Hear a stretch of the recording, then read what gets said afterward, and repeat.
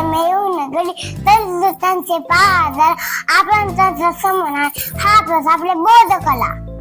नमस्कार, माझे नाव सत्तासो शिंदे. सावित्रीबाई फुले यांचा जन्म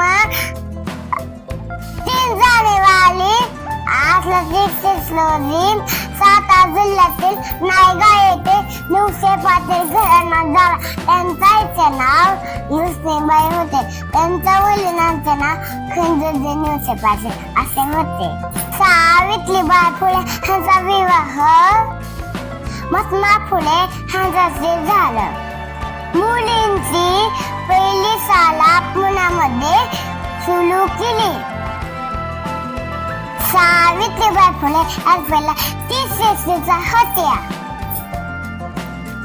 सावित्रीबाई फुले यांनी 10 मार्च रोजी जगाचा निरोप घेतला. धन्यवाद.